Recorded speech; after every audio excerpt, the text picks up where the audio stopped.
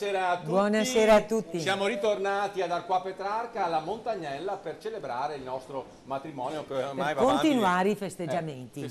Allora, oggi sposiamo la cucina padovana col vino Durello e avvestimo in modo particolare. La nostra sposa oggi si veste con un piatto tradizionalissimo, che è i gnocchi de patate. I gnocchi de patate va fatti in tante maniere, però noi altri vogliamo condirli in maniera un po' diversa. Al territorio, alla tradizione. Di solito i gnocchi si giovano, anzi di domenica, perché i gnocchi sono buoni sempre. Sempre. E ora, questa sera i presenteremo fatti con una salsa de peperone. Poi, i peperoni può essere rossi, verdi, gialli, quelli che abbiamo in campagna, perché tante famiglie e soppiantine dei peperoni, e patate, i buoni. Ma a parte i peperoni vogliamo esagerare stasera. Ecco, e che son temo del prosciutto del Montagnano. La particolarità del prosciutto del Montagnano. Questo è un prosciutto dolce. Un prosciutto stagionato 18 mesi, 22 massimo 18 mesi. Ed è molto dolce. Questo si abbina benissimo in cucina. A un piatto come i gnocchi o come sì. la pasta.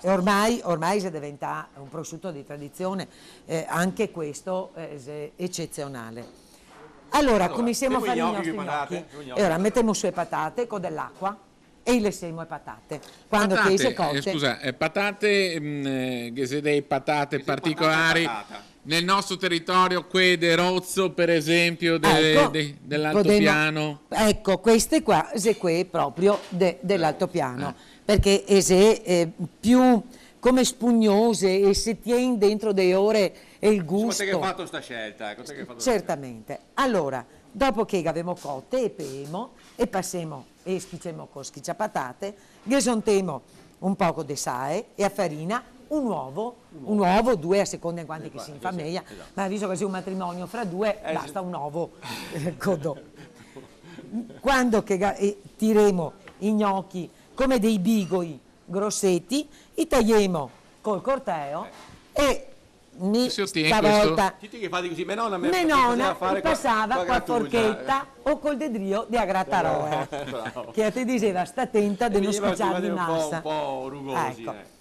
Dopo, quando chi si è fatti, facciamo bollire appunto l'acqua, cuciniamo i gnocchi e su una teccia a parte abbiamo cucinato i nostri peperoni con poca di cipolla, un poco di sale e abbiamo frullato. Frulliamo il tutto, mettiamo su una teccia. Questo invece, che è il prosciutto de Montagnana, e lo abbiamo tagliato sottile e passato al forno un quarto d'ora a 150 gradi, di modo che diventa croccante. E il come bacon. Sì, e il perde anche quel odore da porse indise, ecco. Allora, diremo che tutti i nostri ingredienti che abbiamo fatto cucinare, i gnocchi, se tutto pronto, vediamo. Certo, questo è il piatto. Adesso qua mi presento che ho fatto una corona di formaggio, dentro che ho messo i gnocchi saltà in padea con il peperone, e sopra che ho messo la nostra sposa è diventata una regina, ecco, una regina. Sì, perché abbiamo messo una corona, veramente. Allora, con i gnocchi e il prosciutto della Montagnana. L'abbinamento, caro Giorgio, a questo piatto regale, direi. L'abbiamo reso più spumante anche il piatto se mettiamo un vino spumante, in questo caso, un Durello dei Dessini, spumante, metodo Charmat.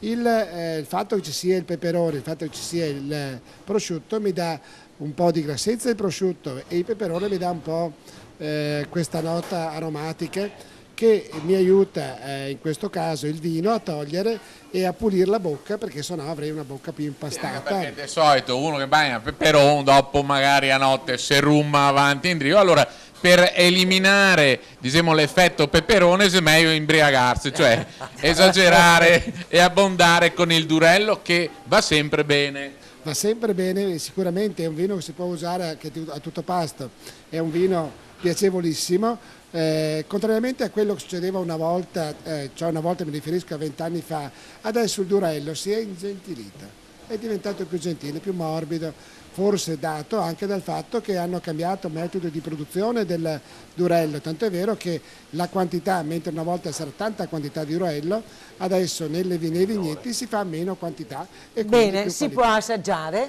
Allora, assaggiare e si può naturalmente assaggiare. ricordare quello che dice i produttori di Durello, che se Durello tutto un altro bere. Invece il Colli No, Ugani altri, cosa diciamo? continua a dire sta roba, non so perché. Chi che lavora Magna, e chi non lavora, Magna e beve.